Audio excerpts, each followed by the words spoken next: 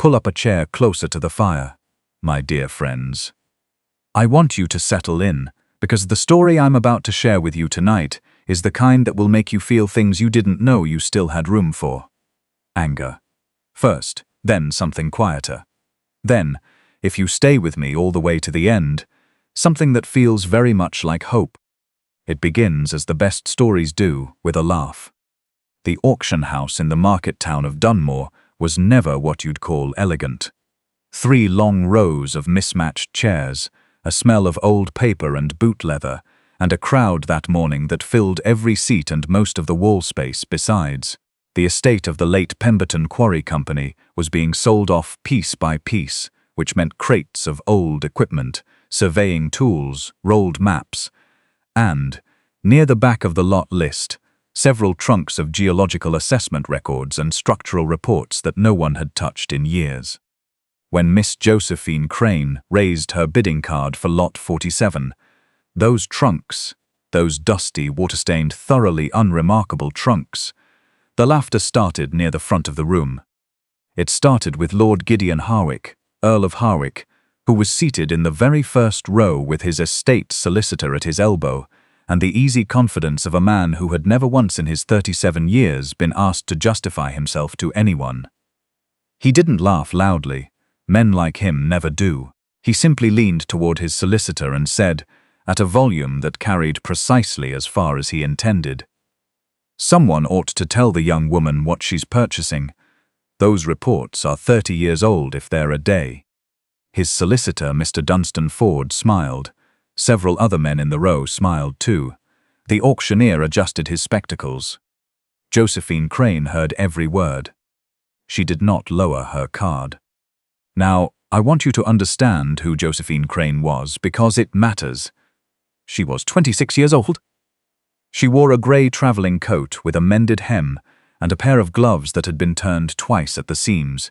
She had come to Dunmore on a hired coach that took 3 hours and ate up a third of the money she had left in the world. She was the daughter of Walter Crane, who had been the finest structural geologist and masonry surveyor in the whole of the northern counties before a dispute with the Harwick estate had quietly ended his career and then, 7 months later, ended him.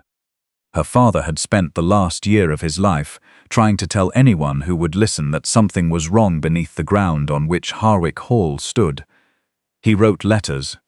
He filed assessments. He requested meetings. Each one went unanswered. Each one was, as she would later discover, intercepted before it reached the Earl. Walter Crane died without being believed. Josephine came to that auction because she knew something no one else in that room knew. The Pemberton Quarry Company's records included surveys. Her father had originally commissioned geological core samples and structural measurements that had been subtracted through Pemberton before the partnership dissolved. She had spent 4 months tracking them here, and the unmistakable air of a woman. She had also read the auction catalogue word of attention that men like Lord Harwick never applied to catalogues, and she had noticed something in the lot description that no one else appeared to have noticed. But I'll come back to that. Lot 47 sold to Miss Josephine Crane for $14. I'm telling the story in terms an American audience can appreciate, my friends. The equivalent was about £3 and some change. For $14, in the eyes of every man in that room, she had purchased 3 trunks of worthless old paper. Lord Harwick did not look back at her as he left. She noticed that too. The inn where Josephine stayed that night charged her nearly half of what remained after the purchase. She didn't sleep. She spread the survey documents across the floor and the bed and the small writing table and worked through them by lamplight, cross-referencing against the notes she had carried in her father's handwriting for 7 months. Her father had been right. He had been more than right. The surveys showed what he had suspected. A band of limestone cast running directly beneath the southeastern wing of Harwick Hall and extending under the home fields bordering the estate's tenant farms. Cast limestone, for those of you who may not know, is a kind of rock formation riddled with underground cavities and channels, beautiful in its way, but unstable. It dissolves slowly under water pressure. It collapses when the drainage patterns around it are disturbed. And the drainage had been disturbed, significantly, recently. Buried at the bottom of the second trunk, beneath a decade's worth of routine surveying reports, Josephine found a set of private engineering drawings. They bore the stamp of Pemberton Quarry Company and a date 12 years prior. They showed a series of underground drainage channels redirected, deliberately redirected, away from their natural courses and funneled into a private extraction tunnel cut beneath the Harwick estate's northern pasture. The extraction tunnel emptied into a quarrying operation that did not appear on any official Harwick estate record. Josephine sat with that discovery for a long time, long enough that the lamp burned low and she had to relight it. Someone had been quarrying beneath the Earl's land in secret. The diverted drainage had destabilized the karst formation, and her father, who had identified exactly this risk in his assessments, had been silenced before he could present the evidence to anyone with the authority to act on it. She thought of the $14 she had paid. Then she thought of what the information in these trunks was actually worth. She folded the engineering drawings carefully and placed them in the inner pocket of her coat. She didn't sleep at all that night. Old Ben Moffat was 63 years old and had spent 4 decades as a foreman on quarrying sites throughout the county. He had worked alongside Walter Crane on 3 different surveys. He was also, as he described himself, built like a fence post and approximately as decorative. Josephine had sent him word before she left for the auction. And he met her at the edge of the Harwick estate the following morning, with a pair of sturdy boots she hadn't asked for, and a look on his face that said he already suspected this wasn't going to be a short trip. They walked the northern pasture together. They didn't need to walk far. The sinkholes weren't large, not yet, but they were there, 3 of them along the fence line that separated Harwick's land from the tenant farms. One near the old stock pond.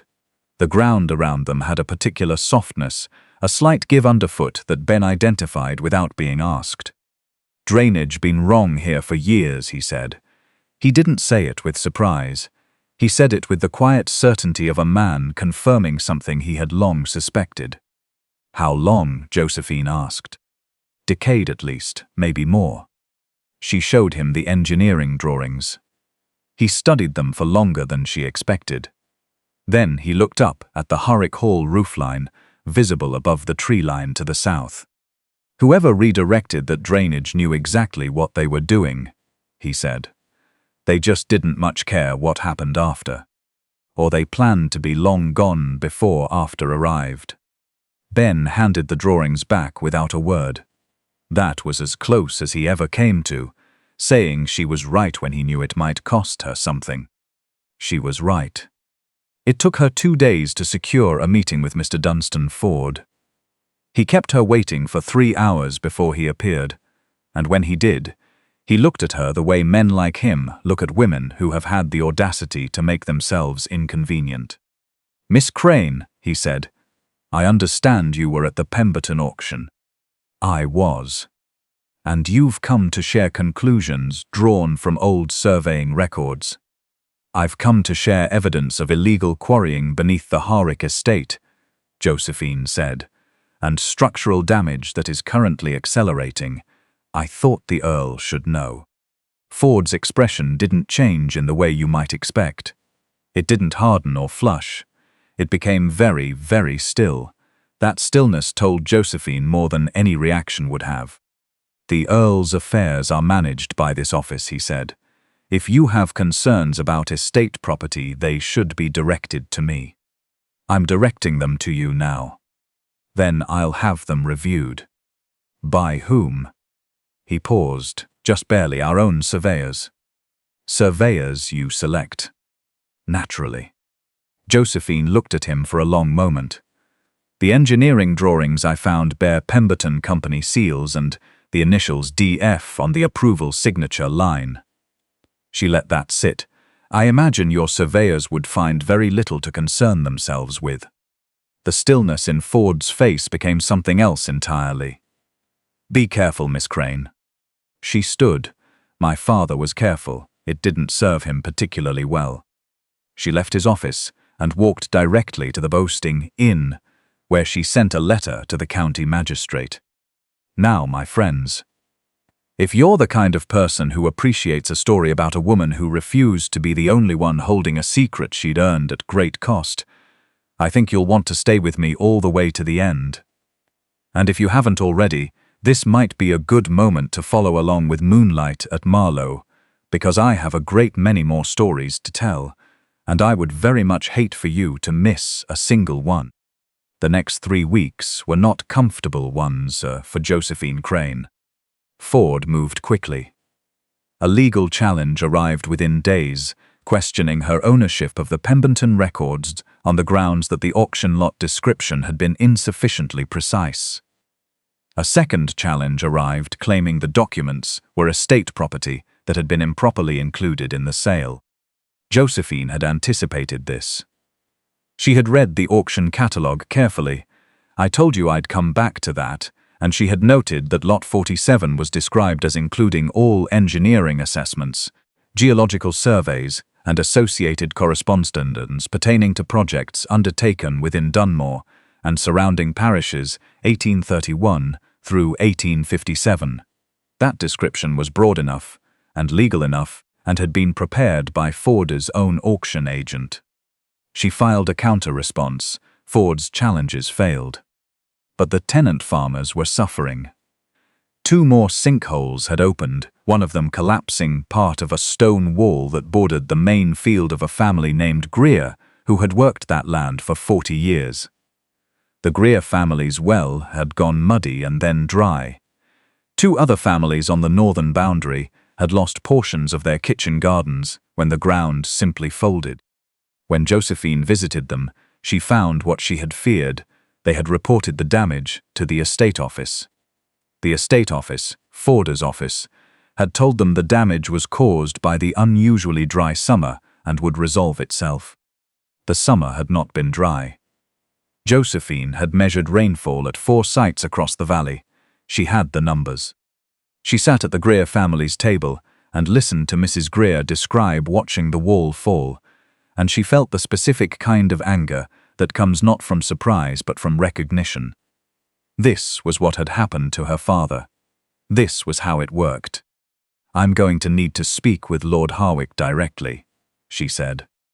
Mrs. Greer looked at her the way people look at anyone who suggests the impossible. His lordship doesn't meet with tenant concerns. That goes through the estate office. I know, Josephine said. I'm going anyway. She arrived at Harwick Hall on a Tuesday morning, he unannounced, and asked to see the Earl. She was told he was not receiving visitors. She sat down in the entrance hall and said she would wait. She waited for 4 hours. Lord Harwick found her there when he came down for his afternoon correspondence. He stopped at the bottom of the stairs and looked at her with an expression that was equal parts irritation and, if she had to name it, a reluctant, grudging curiosity. You're the woman from the auction, he said. I am. I'm also the daughter of Walter Crane. Something shifted in his face. Not recognition exactly, more like the faint unease of a name he had heard before but could not place. I don't recall the name, he said. No, Josephine said. You wouldn't. He communicated with your estate office, not with you. The Earl crossed the room and sat across from her with the air of a man granting a considerable favor. He was, she noted, exactly as she had expected. Impeccably dressed, accustomed to deference, and, this was the part she hadn't quite anticipated, not entirely without intelligence. He was watching her the way people watch things that don't quite fit the category they've assigned them. You have 5 minutes, he said. She took 2. She laid the engineering drawings on the table between them. She placed beside them her father's original structural assessment from 15 years ago, her own field notations from the past 3 weeks, a written account from Ben Moffat, and the rainfall measurements she had taken. Lord Harwick looked at the drawings. Then he looked at her. "You're claiming my estate manager authorized an illegal quarrying operation beneath my own land," he said. "I'm showing you the documents that demonstrate it. The claim follows from the evidence." He was quiet for a moment. "Then Ford has managed this estate for 18 years. "Yes. He has my complete confidence." Josephine met his gaze steadily. "Then ask him to explain the initials on the approval line of those drawings. Ask him why the Greer family's well has gone dry when rainfall this year is 12% above average. Ask him why 3 of my father's letters to this house were never answered. Because I've found copies of all 3 in the Pemberton records, with estate office received stamps on them." The Earl said nothing. She stood to leave. "The sinkholes will get larger. I have the core sample data that shows how quickly, if the drainage isn't restored to its original course within the next season, the damage will reach the foundations of the southeastern wing." She paused at the door. "My father told you this 15 years ago. I'm telling you now." She walked out. She was not entirely certain, walking back down the drive, whether she had done any good at all. The answer came 6 days later, not from Lord Harwick, but from Ford himself. He had made a mistake, the first one she had seen him make, and it was the mistake that men make when they are accustomed to power and suddenly feel it shifting. He sent 2 men to Ben Moffat's property to offer, in language that didn't quite threaten but strongly implied, that Mr. Moffat's continued comfort in his retirement might depend on his willingness to reconsider his signed account of the structural damage. Ben Moffat, who had spent 4 decades in quarrying work and had the temperament of a man who had heard every version of intimidation the English language had to offer, showed them the door. Then he told Josephine. She told the magistrate. And then something happened that Josephine had hoped for, but had not allowed herself to count on. Lord Harwick came to see her. He arrived at the inn where she was still staying. She had extended 3 times and was nearly out of funds. Without his solicitor, without his carriage. He came on horseback, alone, and he knocked on the door of the public room where she was working through records by the fire. He looked different without the armor of his estate behind him. He still looked like a man who had been accustomed to considerable deference. He also looked like a man who had spent the past 6 days not sleeping. "I found the letters," he said. She looked up from her work. "My father's archive. Your father sent 4 letters, not 3. The 4th was addressed to my father directly. It was filed with the estate correspondence under a category labeled resolved. He set a folder on the table beside her work. It was not resolved." Josephine looked at the folder. She did not open it immediately. "Ford told me the Pemberton surveys contained inaccuracies," the Earl continued. "He told me the sinkholes were a drainage anomaly. He told me your father was a man with a grievance trying to manufacture grounds for a lawsuit."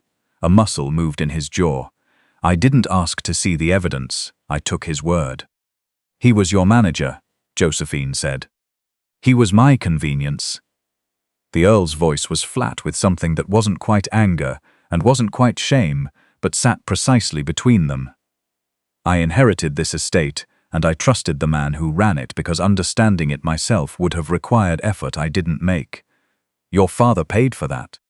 The room was very quiet. "I'd like to help correct it," he said, "if you'll allow me to." She looked at him for a long moment.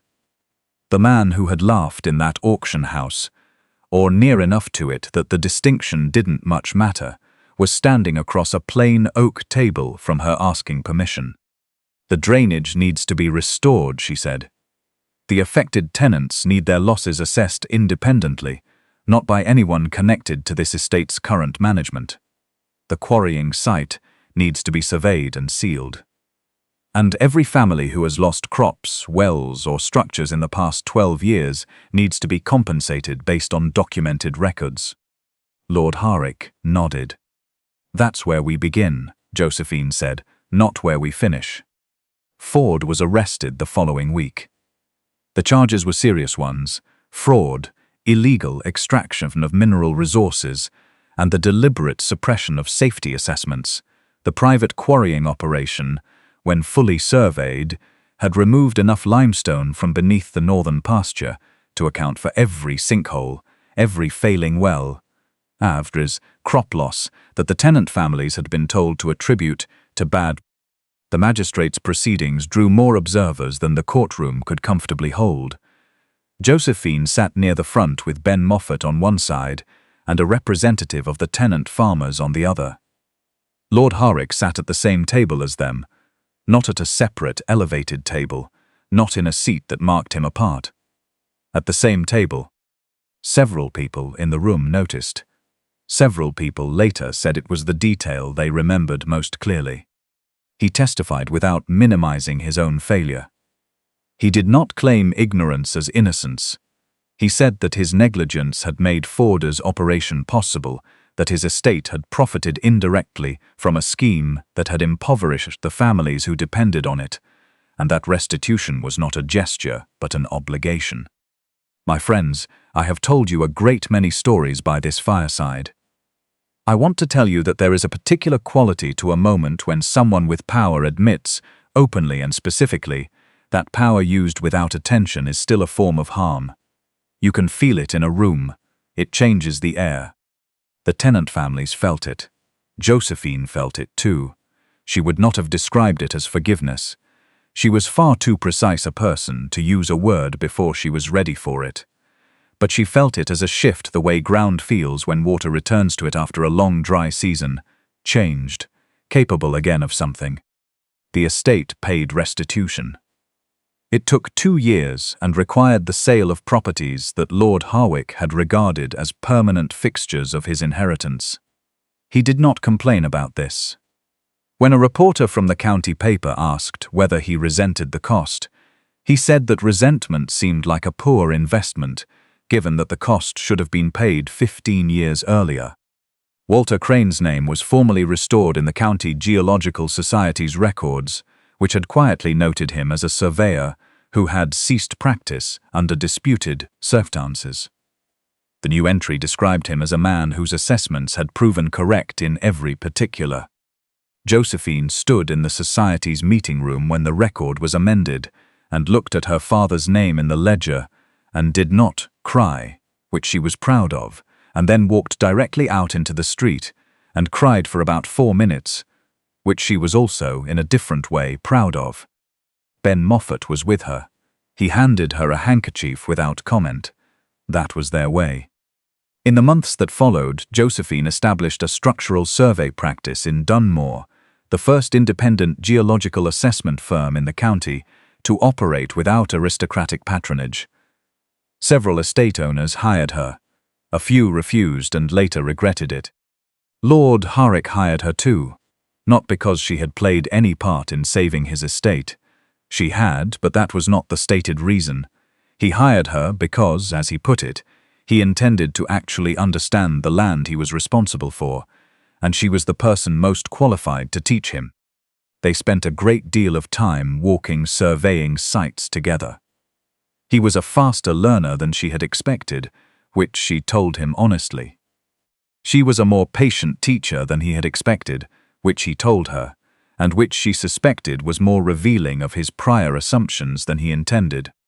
Their courtship, if you could call it that, and several people in Dunmore called it several things, was conducted almost entirely outdoors, in weather that was frequently unreasonable, over topographical maps and core sample reports and arguments about odd gradients that occasionally and always ended with someone being correct, and the other person acknowledging it. He proposed to her in the northern pasture, standing precisely above the site where the largest sinkhole had been, which was now filled and reseeded and showing the first signs of proper grass. She told him that was either very symbolic or very strange. He said he had thought she might appreciate that the ground beneath them was solid. She laughed. He looked as though the sound of it had surprised him, which told her something she filed away for later. She moved into Harwick Hall in the spring, not as a guest, but as its legal co-owner, which was Lord Harwick's doing, and which he had arranged with a thoroughness that surprised even his new solicitor. He told her he had given the matter considerable thought, and would not adequate arrangement, less formal than that, would not adequately reflect the degree to which he had nearly allowed to be destroyed. What he had nearly allowed to be destroyed. She told him that was a rather legalistic way to propose a life together. He said that given her profession, he had thought she might appreciate the precision. She thought of her father, who had tried to be precise and been dismissed for it. She thought of the $14 she had paid for 3 trunks of truth that no one else had wanted. She thought of Ben Moffat handing her a handkerchief in the street without a single word. Yes, she said, I do appreciate precision. And she meant it in every possible way. The auction house in Dunmore still runs its sales twice a year.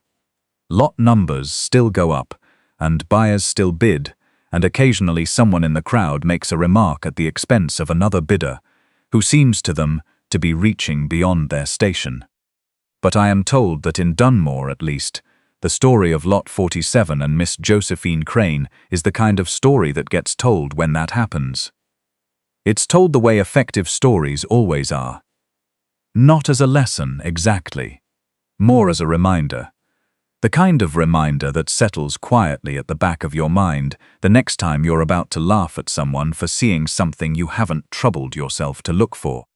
Because the most dangerous person in any room, my dear friends, is not the one with the most land, or the most money, or the finest coat. It is the one who has actually read the documents. I'll see you next time, right here by the fire. Don't forget to follow along with Moonlight at Marlowe. I have another story waiting for you. And it begins as the best ones always do, with someone making a mistake they were entirely confident they would never be asked to answer for. They were wrong. They always are.